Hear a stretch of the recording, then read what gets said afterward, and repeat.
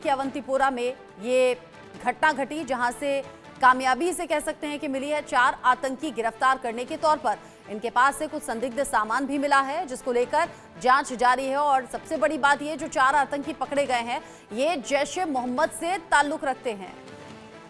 पिछले कुछ दिन में लगातार आतंकियों का सफाया हो रहा है। ऑपरेशन ऑल आउट के जरिए न सिर्फ आतंकियों का सफाया बल्कि उनके मददगारों तक भी पहुंच रहे हैं सुरक्षा बल और जांच एजेंसियां। एक एक करके उन मददगारों को भी पकड़ा जा रहा है, गिरफ्त में लिया जा रहा है। और यहाँ 4 आतंकी जम्मू कश्मीर के अवंतीपोरा से पकड़े गए, 4 आतंकी जो जैश ए मोहम्मद से जुड़े हुए हैं। इनके पास से कोई संदिग्ध सामान भी मिला है और सामान की जांच चल रही है। ये बड़ा अपडेट है। जम्मू कश्मीर में हो रही आतंकी घटनाओं को लेकर भी ये बड़ी कामयाबी हम कह सकते हैं, क्योंकि अलग अलग वक्त पर आतंकियों के जरिए संदिग्ध गतिविधियों को अंजाम देने की कोशिश भी रही है। और ऐसे में जैश ए मोहम्मद के 4 आतंकी गिरफ्तार हो गए हैं। Group captain retired U K Devnath sir इस पर जुड़ गए हैं डिफेंस एक्सपर्ट के तौर पर। उनसे ज्यादा बातचीत हम करेंगे। यूके देवनाथ सर, जम्मू कश्मीर के अवंतीपोरा से 4 संदिग्ध पकड़े गए और सबसे बड़ी बात ये, जैश ए मोहम्मद से ताल्लुक इनका, कितना बड़ा इसे चैलेंज कहेंगे और कितनी बड़ी कामयाबी? जी हाँ, मैं इसे सुरक्षा बलों की बहुत बड़ी कामयाबी मानता हूँ, खासतौर से अब सर्दी के मौसम में, जबकि कश्मीर वैली में ज़्यादातर जगह पर बर्फ़ गिरी हुई है। ऐसे में सुरक्षा बलों को काफ़ी दिक्कत होती है मूवमेंट में। एक और ख़ास बात है कि ये भी दिखाता है कि वहाँ जो लोकल इंटेलिजेंस नेटवर्क है वो एफिशिएंटली काम कर रहा है। जैश ए मोहम्मद जो है ये पहले भी सर्दियों के मौके में जाना जाता है कि लॉजिस्टिक्स सपोर्ट प्रोवाइड करता है जो एक्टिव टेररिस्ट हैं उनको। होता यह है कि एक्टिव जो टेररिस्ट हैं वो इस वक्त अपने हाइडआउट्स में पहाड़ों से में छुप नहीं सकते क्योंकि बर्फ गिरी हुई है, जंगलों में छुप नहीं सकते क्योंकि बर्फ गिरी हुई है और टेम्परेचर 0 के पास है। तो जो एक्टिव टेररिस्ट हैं वो ऐसे मौके पर, ऐसे मौसम में, जनवरी या फरवरी के मिडिल तक ये सारे एक्टिव टेररिस्ट जो हैं नीचे आकर छोटे छोटे गाँव में, छोटे छोटे कस्बों में अपने जो सपोर्टर्स हैं उनकी मदद से उन्हीं के घरों में रहते हैं या जो अबंडेंट बिल्डिंग है उनमें रहते हैं। तो ये जो सपोर्टर्स हैं इनका काम होता है कि एक्टिव टेररिस्ट को लॉजिस्टिक सपोर्ट बोला तो उनको खाना मुहैया कराना, उनको आसपास पुलिस की गतिविधियों के बारे में जानकारी देते रहना। तो ये जो 4 पकड़े गए हैं ये सिर्फ शुरुआत है। इसके बाद जैसे जैसे पुलिस इनका इंटरोगेशन करेगी, जो काउंटर इंटेलिजेंस सेल है वो इनसे पूछताछ करेगी, तो और भी एडिशनल जानकारियां हाथ में आएंगी, जिसके बल पर अगले कदम में इन एक्टिव टेररिस्ट की गर्दन भी पकड़ी जाएगी। जी, जिस तरीके से आपने सर्दी के मौसम का जिक्र किया यूके देवनाथ सर, सर्दी जब कोहरा बहुत ज़्यादा बढ़ जाता है और हर साल हम देखते हैं कि उस वक्त ये एक्टिविटीज़ ज़्यादा बढ़ती हैं, सीमा पार से साजिशें ज़्यादा बढ़ती हैं। ऐसे में किस तरह की चैलेंज हमारे सेना के जवानों के सामने आते होंगे? इन गतिविधियों को रोकना, घुसपैठ की घटनाओं को कंट्रोल करना, चप्पे चप्पे पर निगरानी रखना, क्योंकि विपरीत हालात तो सेना के जवानों के लिहाज से भी होता है ना। सर्दी होती है, माइनस में टेम्परेचर होता है, कोहरा बहुत ज़्यादा होता है, विजिबिलिटी कम होती है। जी हाँ, हाइपोथर्मिया यानी फ्रॉस्ट बाइट से हमारे जवानों को बहुत बड़ी कड़ी चुनौती मिलती है। हर साल इस मौसम में जनवरी और फरवरी में जो पीर पंजाल की हायर रेंजेस हैं वहाँ पे टेम्परेचर रात के समय में खासतौर से -4 डिग्री, -8 डिग्री हो जाता है। तो जवानों को और ऑफिसर्स को ट्रेनिंग दी जाती है कि इतनी ठंड के मौसम में बर्फ जब गिरी हुई हो, घुटने तक बर्फ है, कई बार कमर तक बर्फ है, उसमें कैसे गश्त देनी है। हाँ, ये भी मैं बता दूं कि गश्त जो है थोड़ा सा रेस्ट्रिक्टेड हो जाता है ऐसे मौसम में, क्योंकि सारे जो कमांडिंग ऑफिसर्स हैं या कंपनी कमांडर्स हैं उनको स्ट्रिक्ट हिदायत है कि अगर जरूरत पड़े तो चाहे गश्त में थोड़ी सी कमी करें, लेकिन किसी भी जवान को फ्रॉस्ट बाइट नहीं होना चाहिए। फ्रॉस्ट बाइट मैं दर्शकों को समझा देता हूं कि अगर कोई व्यक्ति हमारा सोल्जर है, जवान है आर्मी का, उसकी हाथ पैर की उंगलियां लगातार अगर 0 या -4, -8 डिग्री से एक्सपोज रहे, जैसा कि कई बार हो जाता है क्योंकि वो बर्फ में गिर जाते हैं, तो फिर अगले दिन सुबह तक पता लगता है कि उसकी उंगलियों को काट करना पड़ता है, नहीं तो उसका जो गैंग्रीन है वो बाकी शरीर में भी फैल जाता है। तो हर साल इस तरह की वारदात जो हैं, इस तरह की इंसिडेंट जो हैं 4, 6, 8, 10 हो जाती हैं, जिसमें एक जवान को अपनी 2 उँगलियों से हाथ के या पैर की 4 उँगलियों को कटवाना पड़ता है। तो स्ट्रिक्ट इंस्ट्रक्शन है कि भले ही गश्त को थोड़ा-सा रिस्ट्रिक्ट करना पड़े, लेकिन जवानों को इस तरह की चोट ना लगे। जी। जिस तरीके से आपने बताया, अलग-अलग चैलेंजेस का ज़िक्र किया आप, कितना ज़्यादा मुश्किल रहता होगा। हम तो यहाँ मैदानी इलाके में हैं, नॉर्मल शहरों में ऐसा भी नहीं है कि पहाड़ी इलाके हों, फिर भी यहाँ ठंड इतना ज़्यादा महसूस हो रही है और इस ठंड में काम करना मुश्किल होता है, तो अंदाज़ा हम लगा सकते हैं। और इसीलिए सेना का मान-सम्मान सर्वोपरि रहता है। देश के चाहे बच्चे हों, बुजुर्ग हों या फिर युवा हों, सभी के दिल में सेना के जवानों के लिए जो सम्मान है वो वाकई अतुलनीय है। अब जिस तरीके से यहाँ पर 4 आतंकी पकड़े गए हैं, जैश ए मोहम्मद से ताल्लुक रखते हैं, कई संदिग्ध सामान भी इनके पास से मिला है। अब ऐसे में इन 4 लोगों का पकड़ा जाना, क्या इनके बाकी नेटवर्क तक, बाकी आतंकियों तक पहुंचने का भी एक रास्ता हो सकता है?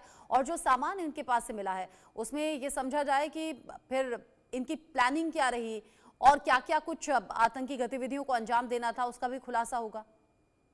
जी हाँ, जो भी सामान इनसे मिलता है, पकड़ा जाता है, उसकी बड़ी गंभीरता से और गहराई से जांच होती है। एक तो होता है इनका मौखिक इंटरोगेशन, जो कि हाईली स्पेशलिस्ट इंटरोगेशन टेक्निक्स के द्वारा किया जाता है। अगर ज़रूरत पड़े तो माइंड रीडिंग के लिए भी साइकोलॉजिस्ट हैं, आर्मी के पास साइकियाट्रिस्ट हैं, जो कि माइंड रीडिंग की भी कोशिश करते हैं। इनके पास जो सामान मिलता है उसकी जांच अलग-अलग लैबोरेटरीज में होती है।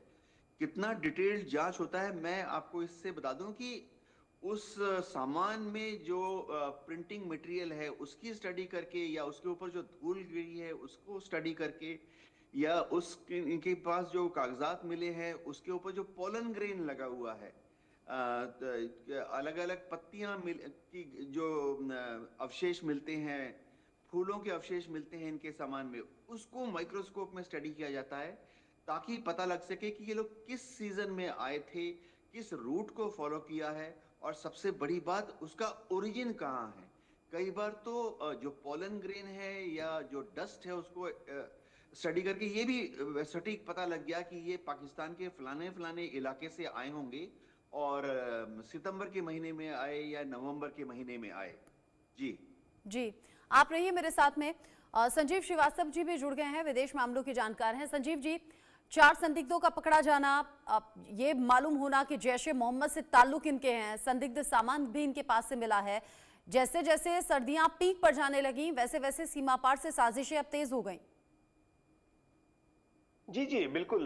ये देखिए, पाकिस्तान की तरफ से सीमा पार से जो साजिशों का जो दौर है वो लगातार मैं देखता हूं कि ये पाकिस्तान के द्वारा किया जा रहा है। और ये यद्यपि कि हमने पाकिस्तान के ऊपर एक बहुत ही कड़ा रुख अपना करके रखा हुआ है, एक जीरो टॉलरेंस का अप्रोच है, और लगातार भारत की सरकार इस बात को पाकिस्तान से कहती रही है कि जब तक पाकिस्तान आतंकवादियों को आतंकी साजिशों को करना बंद नहीं करेगा, तब तक तो भारत और पाकिस्तान के संबंध सामान्य तो दूर बातचीत भी संभव नहीं है। लेकिन उसके बावजूद भी जब समय समय पर मौका मिलता है तो ये पाकिस्तान के जो हुक्मरान हैं वो ऐसी साजिशों से बाज नहीं आते हैं और इन्फिल्ट्रेशन के प्रयास किए जाते हैं। तो ये स्पष्ट है कि पाकिस्तान के भारत विरोधी रुख में कोई बदलाव नहीं आया है। और ये जो आतंकी जो साजिशें हैं, जब बर्फ बहुत पड़ती है, जब एक बहुत ही सीवियर जो वेदर कंडीशंस होती हैं, तो इसका लाभ उठाते हुए ये जो आतंकी हैं वो इन्फिल्ट्रेट करने की कोशिश करते हैं, और इसी तरीके की जो कोशिश है वो फिर से एक बार इन्होंने की है। तो जाहिर है कि ये भारत और पाकिस्तान के बीच में जो एक संबंधों के भविष्य का जहाँ तक प्रश्न है, मैं इसमें अगर इसी तरीके का अप्रोच जारी रहा तो आगे कोई दूर दूर तक संभावना नहीं देखता, और पाकिस्तान के ऊपर हमारा जो जीरो टॉलरेंस का और एक सख्त जो रुख है वो लगातार जारी रहेगा। पाकिस्तान जाहिर है कि इसी आतंक की आग में आज स्वयं जल रहा है। पाकिस्तान आतंक को सपोर्ट करने के लेकिन हैरानी संजीव जी इसी बात की है, पाकिस्तान खुद जल रहा है, आतंक के बीज बो रहा है, उसमें खुद घिरा हुआ, खुद जलता हुआ नजर आ रहा है। अलग अलग तरीके से चैलेंजेस उसके सामने भी हैं, जैसा कि अभी तालिबान से आमने सामने की टक्कर भी है, युद्ध जैसे हालात, लेकिन बावजूद इसके भारत के खिलाफ साजिशें नहीं रुक रही। इसे कैसे देखें? ये पाकिस्तान की जो एक आत्मघाती भस्मासुरी जो उसकी नीतियां रही हैं उसी का परिणाम है। और पाकिस्तान ने और वहां के विशेष रूप से अगर मैं वास्तविक शासकों की बात करूं, आर्मी और आईएसआई की, तो उन्होंने भारत विरोधी जो एजेंडे का इस्तेमाल अपनी स्किन्स को बचाने के लिए किया है। जब कभी भी पाकिस्तान के हुक्मरान घरेलू मोर्चे पर काफी घिर जाते हैं, काफी आलोचनाओं का शिकार होते हैं, तो अपनी पूरी जनता का ध्यान वो भारत के फ्रंट पर डाइवर्ट करने की कोशिश करते हैं और इस माध्यम से वो अपने आप को अनेक आलोचनाओं से और जनता के कोप भाजन का शिकार होने से बचाने की कोशिश करते हैं। लेकिन ये जो पाकिस्तान के हुक्मरानों की जो एक नकारात्मक सोच रही है, इंडिया सेंट्रिक जो सोच रही है, उसने पाकिस्तान को और अधिक समस्याओं में डाला है, उसे रसातल में पहुंचाया है।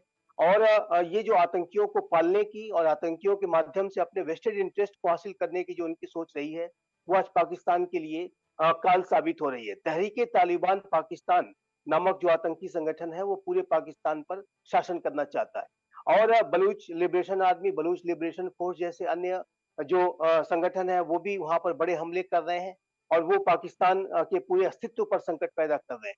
पाकिस्तान के हुक्मरानों को सीधा-सीधा ये टारगेट करते हैं। टीटीपी के जो आतंकी हैं, वो आम जनों से पहले वो सीधा-सीधा आर्मी को और वहाँ की पुलिस फोर्सेस को टारगेट करते हैं, क्योंकि उनका लक्ष्य पूरे पाकिस्तान का तालिबानाइजेशन करने का है। और ये जो तालिबान नामक जो आतंकी संगठन है, ये जो टीटीपी और उसके पहले जो तालिबान था, वो पाकिस्तान का ही क्रिएशन था, पाकिस्तान ने इसको खड़ा किया था और ये आज पाकिस्तान को जला रहा है। उसी तरीके से